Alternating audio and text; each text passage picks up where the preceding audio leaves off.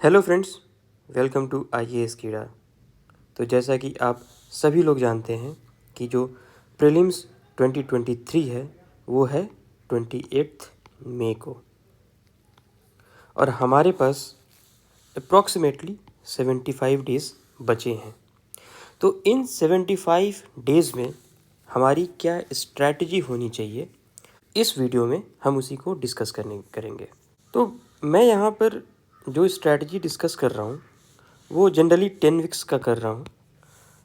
आप लास्ट का जो कुछ दिन है वो अपने हिसाब से रख सकते हैं किसी भी तरह का प्रिपरेशन के लिए, या फिर अगर आपका सेंटर कहीं और है तो वहाँ से कम्यूट करने के लिए। तो अप्रॉक्सीमेटली हम लोग 70 डेज़ यानी 10 वीक्स का स्ट्रैटेजी डिस्कस करने जा रहे हैं। अभी तक मैं ये एज्यूम कर चुका हूँ कि आप लोगों ने जो बेसिक्स हैं, मतलब जो कि स्टैटिक सिलेबस है, आपका ये कंप्लीट हो गया होगा और आप करंट अफेयर्स भी रिवाइज कर रहे होंगे। तो मैं ये ज़ूम करके चल रहा हूँ, अगर कुछ लोगों का कोई सब्जेक्ट, कोई स्टैटिक टॉपिक छूटा हुआ है तो उसे कैसे कवर करना है ये हम वीडियो के लास्ट में देखेंगे। तो इन 10 वीक्स में हमारा फोकस क्या रहेगा? स्टैटिक जो कि बेसिक सिलेबस है, करंट अफेयर, टेस्ट सीरीज़ और PYQs। अगर आपने PYQs को पहले कर रखा है तो फिर भी करिए, क्योंकि बार बार PYQ रिफ़र करने से एक तो रिवीजन हो जाता है और साथ ही साथ क्या होता है कि एक पर्सपेक्टिव डेवलप हो जाता है कि यूपीएससी का ये तरीका है क्वेश्चन पूछने का और ये तरीका है ऑप्शंस देने का। ठीक है, तो चलिए स्टार्ट करते हैं। तो हम इन 10 वीक्स में कैसे अप्रोच करें? एक तो तरीका है कि फर्स्ट वीक में आप पॉलिटी पढ़ लीजिए, सेकेंड वीक में आप इकोनॉमिक्स पढ़ लीजिए और इसी तरह से चलते जाइए। ठीक है, विदाउट कोई यानी फीडबैक, आपका फिर रिवीजन होते रहेगा। तो ये बहुत अच्छा अप्रोच नहीं है। मैं आपको क्या सजेस्ट करूँगा कि आप वीक में एटलीस्ट 2 फुल टेस्ट तो दीजिए। ठीक है, आप ज़्यादा भी दे सकते हैं। अभी मैं मान के चल रहा हूँ कि आप 2 टेस्ट दे रहे हैं। लेट से आपने जो 2 डे चूज़ किया है वो है संडे और थर्सडे। तो जब आप संडे को टेस्ट दें तो उसको आप एनालाइज़ कीजिए कि आपका वीक पोर्शन क्या है। ठीक है, लेट से कि मॉडर्न हिस्ट्री आपका वीक पोर्शन है, तो उसका रिवीजन आप नेक्स्ट 3 डेज़ में यानी मंडे, ट्यूसडे और वेडनेसडे, इन तीनों दिन में उसका आप रिवीजन कर लें। मतलब मेन आपका जो फोकस होना चाहिए मॉडर्न हिस्ट्री होना चाहिए। ठीक है, और फिर आप थर्सडे को टेस्ट दीजिए, फिर देखिए कि आपने कितना इम्प्रूव किया। अब मान लिया कि थर्सडे को आपको लगा कि नहीं, इकोनॉमिक्स में मेरा कम मार्क्स आ गया है, तो आप क्या कीजिए कि जो नेक्स्ट 2 दिन है उसको आप इकोनॉमिक्स पर फोकस कीजिए। तो इस हिसाब से क्या होगा कि लेट से कि आपका जो है इकोनॉमिक्स वीक है। ठीक है, तो आप उसका 4 से 5 बार रिवीजन कर चुके होंगे प्रीलिम्स तक। तो इससे क्या होगा कि आपका रिवीजन अच्छा हो गया होगा, आपके कंसेप्ट्स क्लियर हो गए होंगे। और ये स्ट्रैटेजी अपनाने से ये फ़ायदा है कि आपका कोई टाइट कंपार्टमेंट नहीं है कि नहीं मैं 3 बार रिवीजन करूँगा, मैं 5 बार रिवीजन करूँगा। नहीं, आप सब्जेक्ट वाइज अगर आपको लगता है कि मेरा मॉडर्न हिस्ट्री वीक है, मुझे ज़्यादा रिवीजन की आवश्यकता है, तो आप उसे ज़्यादा रिवाइज कर सकते हैं। ठीक है, तो इस हिसाब से आप 10 वीक तक अगर आप ये स्ट्रैटेजी फॉलो करते हैं तो आप मिनिमम 20 फुल टेस्ट दे दीजिएगा।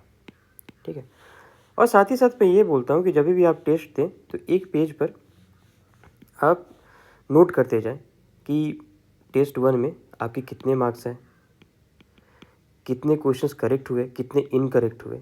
ठीक है, अगर आप सब्जेक्ट वाइज कर सकते हैं तो और भी अच्छा है, लेकिन उसकी ज़रूरत नहीं है। आप बस एनालाइज कर लीजिए टेस्ट के हिसाब से कि कौन सा सब्जेक्ट मेरा कैसा परफॉर्मेंस रहा। तो देखिए, अगर आप ये भी कैलकुलेट करते हैं कि मैंने कितने क्वेश्चन सही किए, कितने क्वेश्चन गलत किए, लेट से कि आपने 60 करेक्ट किए, 30 इनकरेक्ट किए, तो आपका जो टोटल स्कोर होगा वो होगा 100।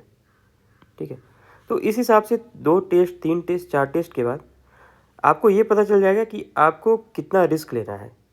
ऐसा नहीं कि चलो अगर 100 क्वेश्चन है तो मैं 100 का 100 मैं अटैम्प्ट करके आऊँगा। अगर आप 100 का 100 अटैम्प्ट करके आ रहे हैं, 50 सही सही होता है, 50 गलत होता है, तो बहुत भारी दिक्कत हो जाएगी।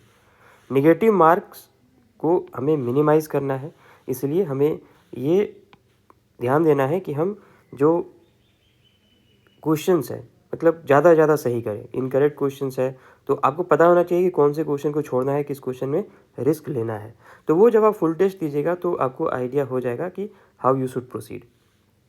तो ये आपका होना चाहिए बेसिक रिवीजन स्ट्रैटेजी। मैं यहाँ पर कोई एक्सेल सीट नहीं डाल रहा हूँ कि आप डे 1 को ये पढ़िए, डे 2 को ये पढ़िए, नहीं। आप अपने हिसाब से चीज़ों को देखिए, एनालाइज कीजिए और उस हिसाब से पढ़िए। साथ ही साथ करंट अफेयर को कैसे अप्रोच है, करंट अफेयर आपको डेली पढ़ना है, ठीक है। अगर आपने नोट्स बनाया हुआ है, प्रीलिम्स स्पेसिफिक नोट्स डिजिटल या फिर कॉपी में, तो आप उसको भी रिवाइज कर सकते हैं। और बहुत सारे कोचिंग ने पूरा कंपाइलेशन निकाल दिया है, प्रीलिम्स स्पेसिफिक कंपाइलेशन, तो आप उसको भी रेफ़र कर सकते हैं। और ज़्यादा अच्छा है कि किसी कोचिंग का आप रेफ़र कीजिए। मैं यहाँ पर पर्टिकुलरली तो रिकमेंड नहीं कर रहा, लेकिन आप देख सकते हैं अपने हिसाब से। करंट अफेयर आप डेली कीजिए ताकि आपको आपका जो करंट अफेयर का जो है वो एकदम क्लियर हो जाए। करंट अफेयर से कोई भी क्वेश्चंस आए जो कि ईजिली अप्रोचेबल हो, वो गलत नहीं होना चाहिए, ठीक है। और साथ ही साथ PYQs भी देखते रहिए। होता क्या है कि PYQs किसी न किसी हिसाब से आपको कुछ ऐसे क्वेश्चंस मिलेंगे जो कि रिपीट हुए हैं, नॉट एग्जैक्टली बट आपको लगभग लगभग मिल जाएगा। क्या इस मतलब जो 2015 में क्वेश्चन आया वो फिर 2018 में आया, मतलब समथिंग रेफरेंस लाइक दैट। तो आप PYQ भी देखते रहिए, ये बहुत ही ज़रूरी है। साथ ही साथ आप 2 दिन में 3 दिन में एटलस रेफ़र कीजिए।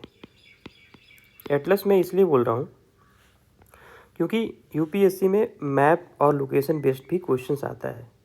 तो अगर आप मैप देखते रहिएगा तो आपके माइंड में वो पिक्चर क्लियर रहेगा लास्ट डे तक। तो एटलस देखने का तरीका है, आप उसको 2 पार्ट में डिवाइड कीजिए, इंडिया स्पेसिफिक और वर्ल्ड स्पेसिफिक। इंडिया में फिजिकल फीचर्स देख लीजिए, रिवर्स, माउंटेन्स एट्सेट्रा। फिर पॉलिटिकल देख लीजिए, कौन सा स्टेट किस बाउंड्री को टच कर रहा है। जो मेजर सिटीज़ हैं अक्रॉस ट्रॉपिक ऑफ कैंसर, ठीक है, उसको भी आप देख लीजिए। फिर जो स्टैंडर्ड मेरिडियन है इंडिया का, उससे उसके नज़दीक कौन कौन सा सिटी है, मेजर सिटीज़ हैं, उसको भी आप देख लीजिए, क्योंकि UPSC ऐसा खेल कर सकती है। वर्ल्ड मैप में अफ्रीका, यूरोप और वेस्ट एशिया और फिर साउथ ईस्ट एशिया, ये मेजर कंट्रीज़ हैं जो कि खास करके जो मेडिटेरेनियन कंट्रीज़ हैं उसका लोकेशन, कौन कंट्री मेडिटेरेनियन सी से बॉर्डर बनाता है कि नहीं, ये सब आप देख लीजिए।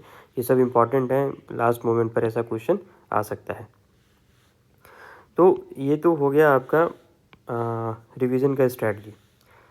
तब जब आपका पूरा का पूरा सिलेबस कंप्लीट है, अब क्या होगा कि if your syllabus is incomplete, हमने ट्विटर स्पेस किया था, उसमें इस पॉइंट पर बहुत ज़्यादा चर्चा हुआ था। अब पॉइंट ये है कि लेट्स से कि आपका इकोनॉमिक्स आपने बिल्कुल नहीं पढ़ा है, तो क्या किया जाए। तो जो लेट्स से आप कोई भी सब्जेक्ट, 1 या 2 सब्जेक्ट आपका छूटा होगा, अगर आप सिंसियर एस्पिरेंट्स हैं तो मोस्ट ऑफ द सिलेबस आपका कवर हो गया होगा। एक आध छूटता भी है तो उसको आप नेक्स्ट 15 to 20 डेज़ में कवर कीजिए, ठीक है। उसके बाद आप फुल टेस्ट देना स्टार्ट कीजिए। अगर आपका लेट से कि इकोनॉमिक्स छूटा हुआ है तो फुल टेस्ट तो आपको देना ही है, साथ ही साथ क्या कीजिए कि उसका पार्ट टेस्ट भी दीजिए, इसीलिए कि आपका जो स्टैटिक है वो भी रिवाइज हो जाए, आपको कॉन्फिडेंस में मिले, और जो करंट अफेयर है वो भी साथ साथ कवर होता रहे। तो इस हिसाब से आप बढ़िए। ऐसा नहीं कि अब तो 75 डेज़ ही बचे हैं तो मैं सिर्फ और सिर्फ फुल टेस्ट ही दूंगा, जो छूट गया से छूट गया, नहीं। 75 days are enough to revise and even prepare 1 or 2 subjects, ठीक है। कुछ कुछ टॉपिक्स होंगे जैसे कि art and culture, ancient India, medieval India, तो ये सब तो कभी मतलब कंप्लीट होने वाला टॉपिक है ही नहीं। इसमें आप जितना कवर कर रहे हैं स्टिक करिए और PYQs को देखते रहिए। और जो भी आप टेस्ट सीरीज़ दे रहे हैं उसमें अगर कुछ आपको नया लगता है तो उसको आप एक अलग से शीट में ऐड कर लीजिए, ठीक है। साथ ही साथ मैं ये बता रहा हूँ कि बहुत सारे कोचिंग ने डेली 4 से 5 MCQs वो दे रहे हैं, ठीक है। तो आप क्या कीजिए कि उसको भी अटेम्प्ट कर सकते हैं डेली बेसिस पर, ताकि आपका कम से कम जो करंट अफेयर है प्लस कुछ अगर स्टैटिक से भी क्वेश्चन आता है तो वो भी रिवाइज होता रहे।